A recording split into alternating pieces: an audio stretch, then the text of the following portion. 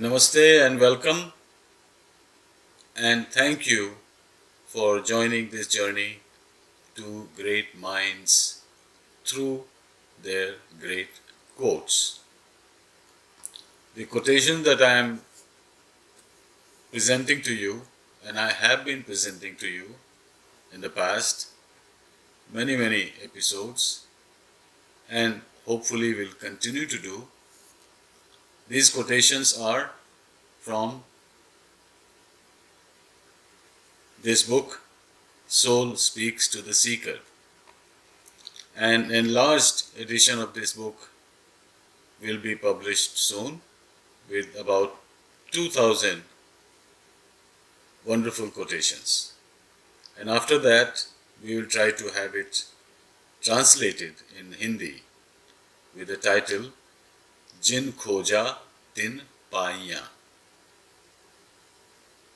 So with that promise, in this episode, I will present a few quotations on harmony. The first one is by Osho. Each part becomes the whole in togetherness. Each one of us and each part of each one of us, each part coming together makes it whole. For example, our body has trillions and trillions of atoms, cells. Our brain has neurons. Our body has a dozen physiological systems, hundreds of bones, muscles, all that. When they come together in harmony, I exist. Similarly, each individual is part of the whole nature, the whole universe. When we come together in a social, civilizational sense, then everything in the world becomes in harmony.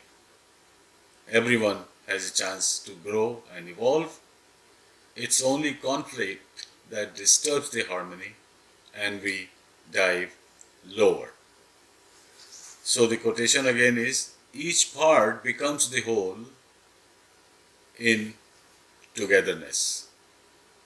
Separately, each one is separated and in agony. So separation is agony, togetherness is harmony. A short quote by Penny Pierce. Harmony exists in everything if you notice it. In other words, paying attention, being alert, being aware to yourself and to your environment, you will see harmony. When you don't notice it, things look separated, segmented, fragmented. So it is your point of view, it is your vision, it is your perspective that can see harmony or see lack of it. Harmony exists in everything if you notice it. Mikhail Nemi says, look at the fingers on your hands and you would know how unequal things can be equal. Each finger is different. Each person is different. But they have equal importance. You cannot say that this finger is more important than this finger because one is shorter. You need this finger. Even you need nail in this each finger. So everything has its proper place and role and importance. So don't consider anything unimportant or disjointed. Look at the fingers in your hands and you would know how unequal things can be equal. This is an interesting one by Alfred North Whitehead. More than anything else, the future of civilization depends on the way two most powerful sources of history. More than anything else, the future of civilization depends on the way the two most powerful forces of history, that is, science and religion, settle into relationship with each other. As we all know through history, science and religion had sort of a conflicting or disparate relationship.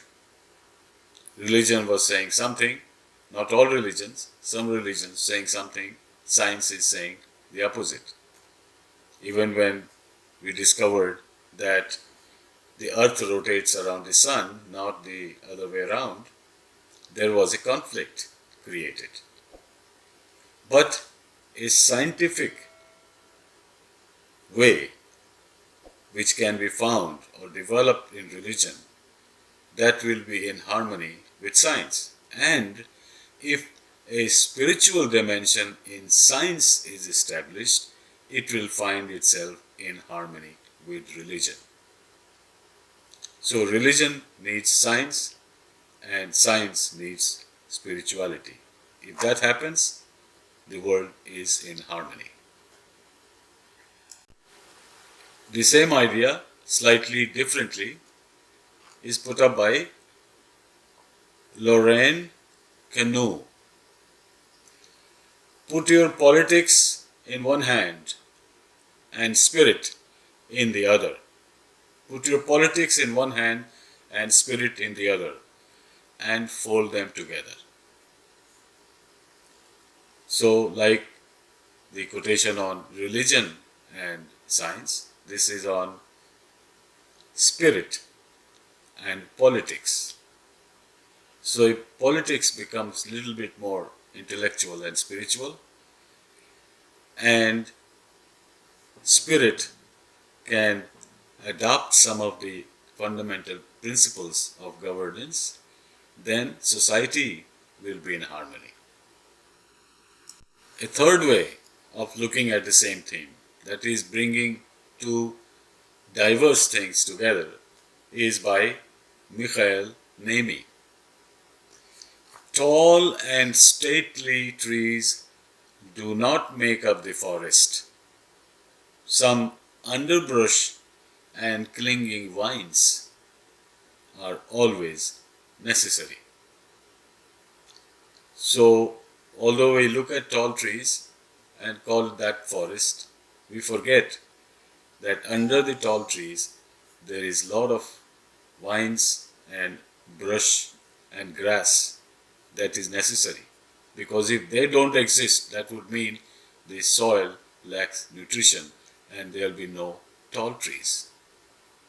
So let's learn to integrate things rather than separate them. We will be a lot happier and in harmony with nature. And the last one is by Dhananjaya Kumar. Inside a perfect circle, there can be many imperfect circles. In other words, in wholeness, there can be different form and shape. All constitute different segments of the whole picture. It's like jigsaw puzzle. All pieces are not the same. They are different. They are different angles, different shapes, and all that. But when you put them together, they make a nice picture.